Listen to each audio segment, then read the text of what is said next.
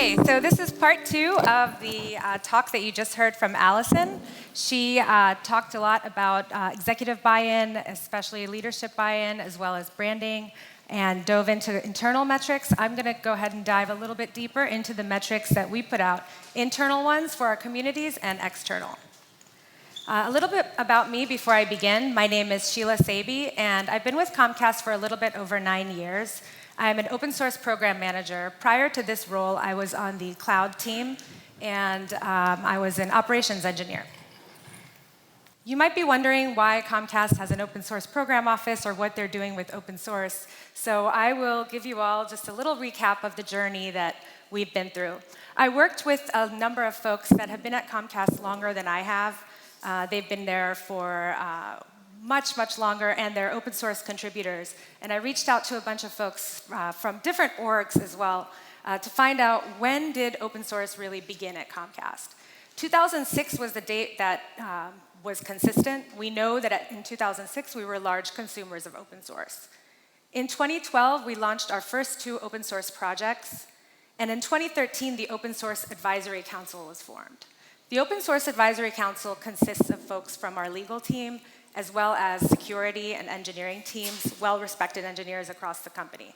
They are a group who decide whether open source contributions should go through or should not go through. And so 2013 is when that was launched. In 2015, we were now large contributors to open source. We won the OpenStack Super User Award. In 2017, the Open Source Program Office was created. And that's where you'll see we joined a bunch of different foundations and did sponsorships like the Linux Foundation, CNCF, Apache Software Foundation, et cetera. We also launched Comcast.github.io, which is a showcase of our open source projects for external community folks. Fast forward to 2018, last year, we had our first open source conference that was available for not only Comcast employees, but to the community. We had about 70% external attendees and 30% internal to Comcast. And we also launched the Open Source Fellowship Pilot. This is a pilot program that was launched specifically for our engineers to work on open source contributions. We have 7 open source projects that we've selected that we know that we're large consumers of, and our engineers get to work 20% of their time.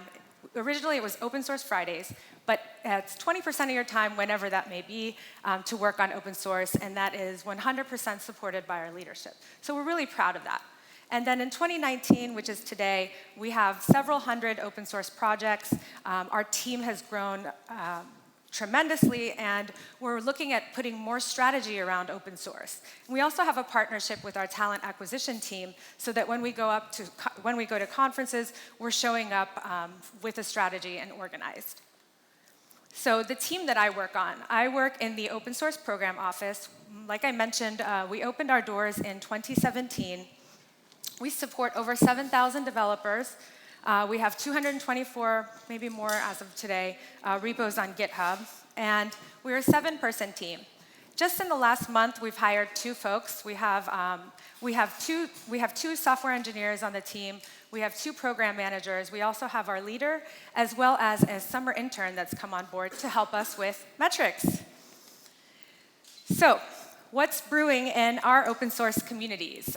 So a little bit about how we kind of got into metrics, why they're even important. So originally, once my colleague and I started on the team, we knew that open source was happening. We knew that people were contributing to open source, but we didn't really know who those teams were or where it was coming from, and there was no organization around it. So what we started doing was we started meeting with different engineering teams each week. Some weeks we were meeting with 2 or 3 teams, to the point where we were exhausted from meeting with so many engineering teams. But once we met, I don't know exactly how many, but I want to say maybe 30 or 40 engineering teams, and we have so many more that we haven't even touched. But once we started meeting with these different teams, we started getting a lot of open source contribution requests. We're telling people, hey, we love what you're doing with open source. Please just come to us and talk to us about it. We want to partner with you. We don't want to necessarily police you or anything. We want to make sure that you're using the right licenses and that we're also showing gratitude when you are doing open source contributions and that we know what's going on. So the communities that we report out on. We report out on our internal community, achievements and progress that we've made, and also on our external communities. Our internal communities are the 7,000 developers that I mentioned, the thousands of developers, plus we also have other program managers, project managers. It's not just necessarily software development engineers. We have a ton of people in the open source community. Also, the open source projects that we put out, we want to make sure that we're watching what's happening with those communities. Vinyl DNS is a one-stop shop portal for DNS configuration management. Trickster is an open source dashboard accelerator that plugs into Grafana or Prometheus. KuberHealthy is easy synthetic testing for Kubernetes. So these are some examples of some of the projects that we put out. So we want to look at what's happening there. So the internal community metrics that we track. We look at who our top open source contributors are in the last year. We want to reward them. We also showcase them on our blog. We also showcase them on our on this exact report that goes out. Our community growth is another internal metric that we look at. The place that the entire internal open source community mainly hangs out is in Slack. And so we want to make sure that that community is growing. We're making people aware that there is a place to congregate and hang out and ask questions and chat about open source. Also, our internal presentations. We also do a bunch of internal presentations across the company. We look for opportunities to speak. So if with those engineering teams that we met, because now we've built this partnership with them, we work with them, and if we know that there's an event happening, we'll ask them, hey, do you all have like 20 minutes in your schedule? We'd love to talk about the open source program. Incentives and gratitude that is given to the OSPO from our developers. We definitely collect and share our kudos with the team. We started doing that a few months back and actually reported out on it. It was really nice to see all of the thank yous that we're getting from engineers for simplifying the whole open source process. Prior to our team joining, the engineers had to kind of talk with legal and go through why something should go open source, and that wasn't really the best experience for them. So it's really nice to see that they're thankful for the work that our team is doing, and we do the same thing for them. So anytime any open source contributors make a contribution, we make sure to thank them. We have a number of different ways to do that. We have portals, we do handwritten notes, we do cards, but we track. And then the internal events that we host. We do open source days twice per year. Last year, we went to Seattle and Denver, and the reason why we have to travel for them is because they asked us to come. So they asked us to come and do a mini open source day, and so we came because Philadelphia is where our headquarters is, and we have a very large auditorium there where we do a lot of conferences. But the other remote offices asked for us to come out, and we did. This year, we just did one in Sunnyvale, and then we have another one coming up in Philadelphia. And then the number of open source contribution requests that come in. So we look at those, in that number, we're watching the growth. And it's really good to watch those because that's when we can actually justify that we need more people on our team. And then the type of open source contribution requests that are coming in. Are they bug fixes? Are they full-blown projects? Are they documentation? We look at that. And then here are some examples of the community metrics that we track. I'm just going to show you all exactly the slide deck that I pretty much put out twice per year. And I won't include every single slide because in the interest of time, but I'll include a few so that you can get an idea. So the Slack community growth, here you'll see that our community, we have about 900 people in our Slack channel today. I encourage people on our team to just put it in their email signature. I have it in mine. I just say, hey, join our Slack channel if you have questions. Whenever people DM me, I reach out to them. I'll reach back out to them and I'll tell them, hey, we do have this Slack channel where you're more than welcome to ask that question. And so we're continuing to grow that community, and it's something that we're watching. Internal presentations, these are the ones that I mentioned that we do. We have a showcase series. We do an open source educational series. I did a recent webinar on inner source. We had a very good turnout. Inner source is a hot topic. I did another, so back by popular demand, I did another presentation on inner source at an internal event that we did. So we want to make sure that we're continuing to raise awareness about Open Source Program Office, what's happening. And so these are the internal presentations. And then the events that we help organize, internal and external. Shameless plug, June 20th in Denver, we have an open source conference that's open to the public, and it's free. So you're more than welcome to come if you're around, but that's a great example of an event that we're helping organize. I'm also the meetup organizer for the Prometheus group in Philadelphia. And also, we do a number of other events, like I had mentioned, the internal ones. The number of open source contribution requests that are filed, here you can see that there's a tremendous growth since 2017, since we opened our doors. And we're projecting to go even higher this year. And this is exactly what we use to show that we need more help on our team. So we now, just a month ago, brought another open source program manager to help us with these contribution requests, because we only had one person working on these. So the external community metrics that we track. Pull requests to the open source projects that we maintain. This is super important to us. We want to make sure, and we're not micromanaging or policing anyone, but we want to make sure that the open source projects that we're maintaining, if there's a pull request that comes in, it's not sitting there for a year. And also we help coach our engineers on how to be, how to respond to things in the open source community. We do a lot of blogging. We let folks know. Sometimes people, it's their first time working in open source, and so they don't know that there could be a pull request that sits there for 6 months, and that other person on the other end has no idea what's going on. So we want to make sure that that kind of thing doesn't happen. Also, outside contributors to the open source projects we maintain. It's really important to have diverse committers, diverse contributors from different companies, different areas, et cetera. And so, and they're not just Comcast heavy. So that's something we definitely look at, especially for the projects that we think are going to be really useful to the community. Also, most starred, most forked, and the newest open source projects we maintain, we understand that this doesn't necessarily measure the popularity of a certain project, but there are some communities that require a certain amount of stars in order to be incubated into, for example, a foundation or something. And so it's something that we look at, and we use the GitHub API to do that. And that information is actually on comcast.github.io as well. It's in the statistics at the bottom of the page. Blogging. We have an engineering blog that is mainly funneled through our corporate communications team. We work closely with them to get stuff out there. We don't blog all the time, but we blog when we have huge announcements, like let's say Trickster is now open source. We'll talk about something like that. If we have a whirlwind tour of a number of open source conferences and we have a bunch of updates, we'll write a blog post about that. Recently, we've been doing blog posts on opensource.com. They're super helpful, great team to work with. We were able to push out a couple of posts through them. So we're also watching to make sure that we're continuing to put content out.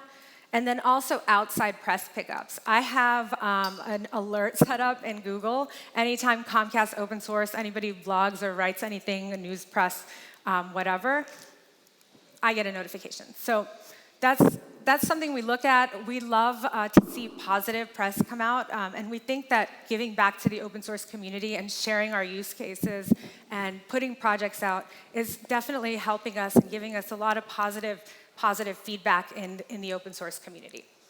Sponsorships with open source foundations, that's another thing that we look at. We want to make sure that we're on top of what's happening, where we're actually sponsoring, where the money's going, and then where it should go next. So we talk to our engineers. We have a survey that we put out, and we say, hey, here are the open source foundations and projects that we're sponsoring. Is there something we're missing? Is there a community that you work with or you're a huge consumer of that we should be looking at? And so that's really helpful. So we track all that. Our external presentations, today counts as an external presentation. Our team goes out to a number of different places like FOSDEM, All Things Open, CHAOSScon, Open Source Summit, et cetera. We definitely track those. And Twitter engagements, we look at the impressions, the clicks, to see, especially if we have like a big event going on and we want to make sure that we're projecting that message out to the community, we look at that kind of thing. And then lastly, traffic to comcast.github.io, which is our open source facing, our public facing and open source website. So a few examples of the external community metrics that we track. Again, I won't go through every single one of those, but I'll show you just a few examples of what we report out on. So Trickster, that was the open source project that we recently put out to the community. And about 70% of the contributors are non-Comcast employees. Kuber Healthy, similar.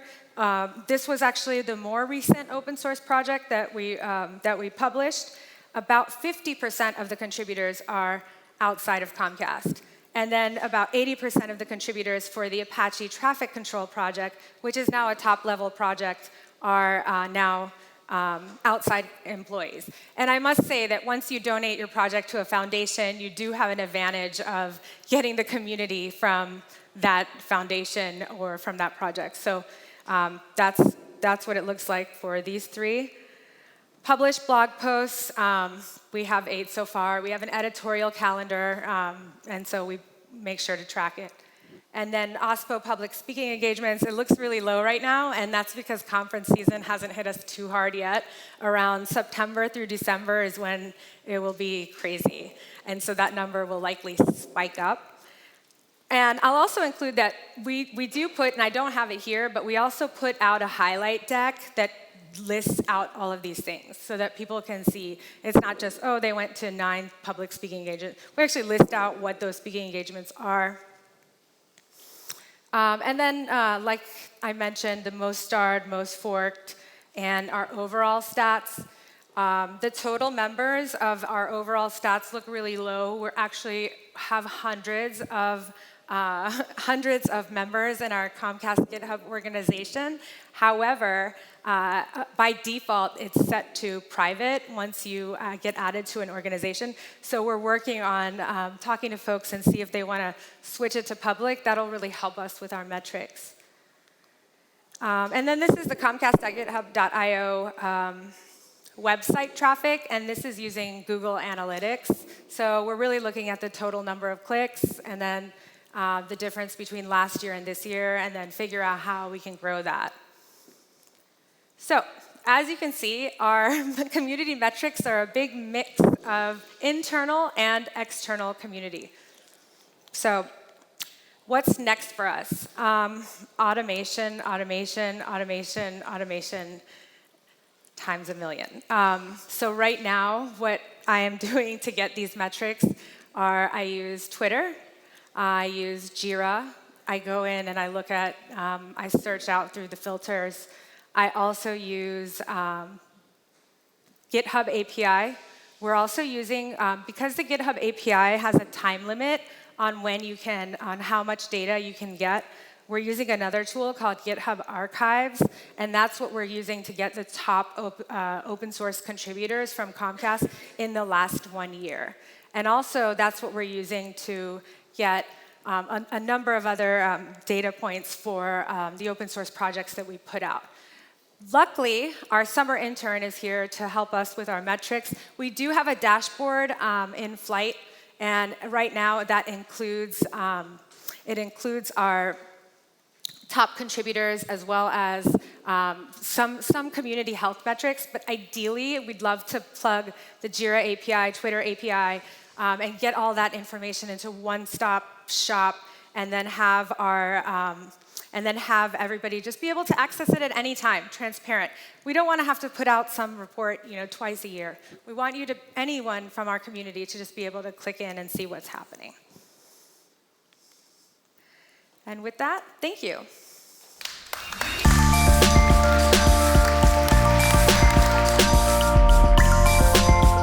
so much, Shilla. So we have a short break, so get a breather, and we'll be back in 4 minutes. Thanks.